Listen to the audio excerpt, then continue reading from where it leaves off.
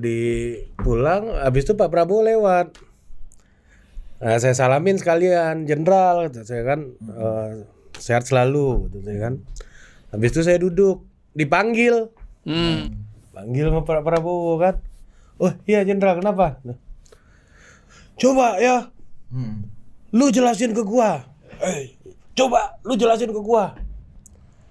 Prabowo lagi pikir apa? Coba. Gitu kan, Pak Pacul juga cerita kemarin di paripurna ketemu, katanya kan. Mas, siap Jenderal, kata Pak Pacul kan. Aku bukan Korea. Iya kan, ditepuk kan. Gitu kan. Aduh, Jenderal kalau mau mukul bilang-bilang dong, katanya kan. Biar siap-siap. Biar saya siap-siap kuda-kuda dulu, kata Pak Pacul. Coba lu jelasin apa yang Prabowo pikirin, katanya. Nah, kira-kira bisa nggak tuh? Lu jawabnya apa? Oke, kembali lagi bersama saya di Movela, dan kali ini saya ada informasi yang sangat menarik sekali untuk kita bahas bersama dan untuk kita ulas bersama, pemirsa. Nah, di mana seperti yang kita ketahui bersama bahwa dalam pidato politik yang disampaikan oleh Prabowo pada Kongres Partai Amanat Nasional atau yang kita kenal PAN. Nah, Prabowo itu kan dengan lugasnya, dengan tegas menepis isu kalau hubungannya dengan Jokowi retak dan menuding ada pihak-pihak yang berusaha mengadu domba dan dirinya dengan Jokowi.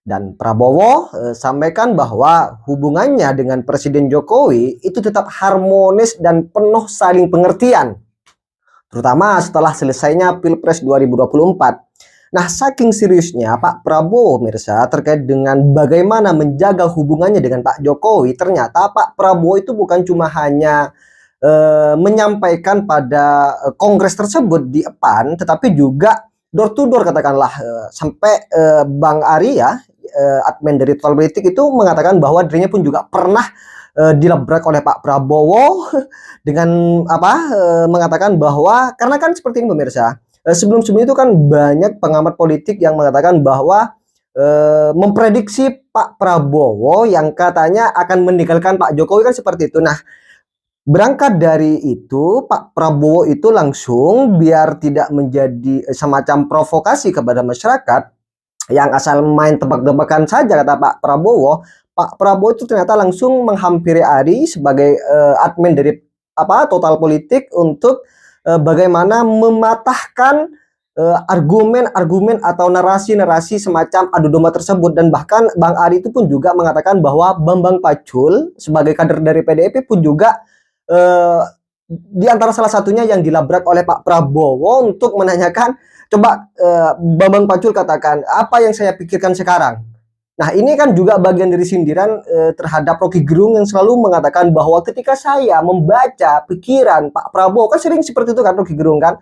Nah, Pak Prabowo pun juga melabrak Bambang Pacul dan mengatakan, coba saya prediksi apa yang saya pikirkan sekarang. Kira-kira seperti itu ya kepada Bambang Pacul. Ini semacam sindiran atau langsung secara door to door oleh Pak Prabowo untuk menjaga keharmonisannya hubungannya dengan Pak Jokowi. Oke pemirsa, biar tidak lama-lama ya terkait dengan narasi dari seorang anggota ini sebagai pengamat politik yang juga dekat dengan Pak Prabowo dan Pak Jokowi. Ya, mari kita simak bersama terlebih dahulu seperti apa penjelasannya terkait dengan hubungan Pak Prabowo dan Pak Jokowi. Bang, Mas, gitu kan. Nah, habis itu di pulang, habis itu Pak Prabowo lewat. Nah, saya salamin sekalian, Jenderal, kata saya kan, sehat selalu, gitu saya kan.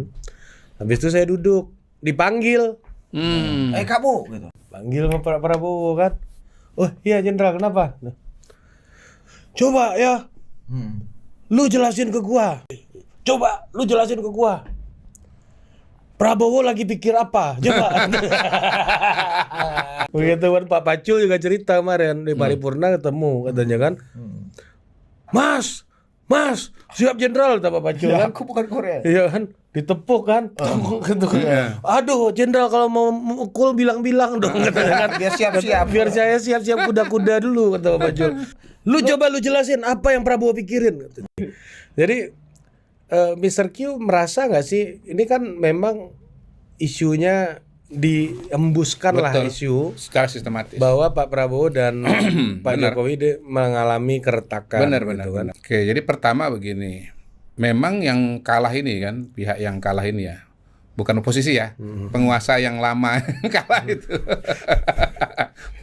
Udah gua pula yang dituduhan padahal pikirannya sendiri. Duren. Udah gua Pas pohon duren. Ya. Tukang duren tadi diangkat. pohon Terus dia duren. ngomong, oh lagi Iya, nonton apa Mr. Q. pohon Wah itu dia suka itu. padahal pikirannya sendiri itu. Itu kan adalah upaya untuk memecah belah Pak Jokowi dan Pak Prabowo. Iya. Nah, itulah kira-kira yang oleh Pak Prabowo itu disebut sebagai divide et impera itu. Dua orang ini kan duit tunggal, sama-sama pikirannya ingin Indonesia maju. Sama-sama kalau dalam bahasa Pak Prabowo itu cinta rakyat. Itu diulang berkali-kali loh oleh Pak Prabowo. Itu sama-sama cinta rakyat. Kenapa kita bisa ketemu? Karena kita sama-sama cinta rakyat. Nah, yang ketiga tentu saja untuk kepentingan praktis agar pihak penguasa yang kalah ini ya itu lebih ringan. Bila perlu dia bikin supaya Pak Prabowo itu satu kubu dengan dia, berhadapan dengan Pak Jokowi. Karena mungkin mereka merasa bahwa musuh mereka yang sebenarnya ada Pak Jokowi gitu loh. Nah, Pak Prabowo itu jalan bareng dengan Pak Jokowi, dan karena itu mereka ingin pecah itu. Supaya Pak Prabowo juga ikut musuhin Jokowi bersama-sama mereka. Memang betul ya pemirsa terkait dengan statement dari Bang Kodari ya, kalau saya memprediksi juga. Selain Pak Rocky Gerung yang selalu mengatakan bahwa hubungan Pak Jokowi dengan Pak Prabowo itu retak, dan juga saya rasa memang ada partai yang pernah menjadi penguasa dan sekarang tidak menjadi penguasa dan ingin menjadi penguasa lagi, tetapi tidak mau ada Pak Jokowi di dalamnya. Makanya kalau kita memang teliti secara detail ya dari masa kampanye, memang partai penguasa yang sekarang tidak menjadi penguasa itu memang kan selama ini kan tidak pernah menyerang Pak Prabowo kan. Selalu yang diserang Pak Jokowi walaupun Pak Jokowi itu tidak terlibat. Dan saya rasa ini memang bagian dari planning partai tersebut untuk bagaimana nantinya juga direkrut oleh Pak Prabowo, tetapi bagaimana tidak mau ada Pak Jokowi di sana. Makanya selalu membuat isu-isu bahwa Pak Prabowo dan Pak Jokowi itu hubungannya sudah mulai retak. Ya, lanjut saja terlebih dahulu pemirsa. Nah, itulah yang kemudian oleh Pak Prabowo di bagian akhir pidatonya dijelaskan, kita ini mau bangun jembatan, ya kan, jembatan emas kan, mau menuju Indonesia maju itu. Kalau saya tangkapnya itu jembatan beneran yang ingin dibangun kalau ceritanya Pak Prabowo. Ya dua-duanya lah. Nggak semetaforik itu. Dua-duanya lah. Nggak, dia sebenarnya begini. Dia metafora, tapi sebetulnya dia kan menggambarkan dia membangun jembatan kan. Itu kan metafor untuk menggambarkan rencana dia membawa Indonesia jadi negara maju kan. Nah, kita udah berkali-kali lah bilang bahwa Pak Prabowo itu ingin macan Asia, Indonesia jadi macan Asia, segala macam itu sebenarnya Indonesia maju atau Indonesia emas. Nah, kalau Anda nggak mau ikut gabung, ya udah Anda berdiri aja, duduk aja di jauh-jauh. Duduk sana. Tonton kita ini lagi bangun jembatan. Jadi ajakan ini sebetulnya nggak berhasil dalam dua indikator. Pertama, secara eksplisit Pak Prabowo mengatakan kami tidak retak, ya, kami kompak. Yang kedua, bahwa kami ini mau bangun jembatan. Anda yang nggak mau gabung, silahkan duduk jauh dari sana. Kalau mau kritik silahkan, supaya kinerja kami jadi bagus. Itu satu. Nah, yang kedua mengenai proses yang terjadi. Pak Jokowi sudah membantu luar biasa dalam proses transisi ini. Dengan cara apa? Pertama, dengan cara ya memfasilitasi adanya tim sinkronisasi, Pak Dasko ya dan tim lah gitu. Bahkan lebih jauh lagi, salah satu anggota dari tim transisi, Thomas Jiwandono, menjadi wakil Menteri Keuangan ya. Yang kedua, mengakomodasi agenda-agenda Pak Prabowo dalam bentuk anggaran belanja negara APBN. Misalnya anggaran untuk makan bergizi gratis, ditambah mungkin dengan beberapa yang lain lah, yang tentunya yang paham adalah Pak Thomas Jiwandono. Yang ketiga, dalam membentuk organisasi-organisasi yang dianggap penting atau perlu oleh Pak Prabowo. Misalnya Badan Gizi Nasional sebagai lembaga yang nanti akan menyelenggarakan makan bergizi gratis. Kantor Komunikasi Kepresidenan. Iya, Presidential Communication Office ya, PCO. Nah, itu juga adalah menurut saya adalah imajinasi atau bayangan Pak Prabowo mengenai kepemimpinan dan komunikasi yang dia butuhkan ke depan. Lalu mengakomodasi orang-orangnya Pak Prabowo, garis miring Gerindra. Reshuffle Sudirman, Supratman, Andi Aktas. Kemudian Anggaraka Prabowo. Sudaryono kemarin. Ya, Sudaryono sebelumnya, Thomas Jiwandono sebelumnya. Nah, jadi sebetulnya semua ini berjalan dengan sangat sungguh-sungguh, dan saya yakin bahwa Pak Prabowo melihat itu. Gitu. Tapi dalam rangka apa namanya merespon putusan MK kemarin yang tampak reaktif itu, ya kan di sidang tuh kan kelihatan banget Mr. Q. MA apa MK? MA ya setuju, MA tar gitu kan. Ya itu DPR. Itu DPR. Kalau kita lihat dari komposisi, itu kan partai politik Koalisi Indonesia Maju plus berbeda dengan PDI Perjuangan, karena PDI Perjuangan sendiri yang berbeda atau tidak setuju dengan teman-teman di Koalisi Indonesia Maju Plus. Kalau saya melihatnya itu proses di DPR, dan hemat saya itu yang terjadi. Ada keputusan MK, ada rencana dari DPR untuk revisi undang-undang. Gitu. Nah, pada titik itulah saya mengatakan bahwa ya MK itu sudah kebablasan karena dia yudikatif tapi kerjaannya legislatif. Gitu. Kalau memang betul MK tuh mau kayak begini, menurut saya DPR berhenti aja. Iya. Semua undang-undang tuh biar dibikin aja, ditulis aja oleh Mahkamah Konstitusi. Nah itu bagus banget. Kenapa? Satu ya, tidak akan ada judicial review. Karena final and binding. Karena yang bikin dia, gitu. Nanti kalau orang mau judicial review terhadap undang-undang yang ditulis sama Mahkamah Konstitusi pasti menolak karena ini bertentangan dengan diri saya sendiri. Itulah titik paling kelucuan dari MK sekarang ini.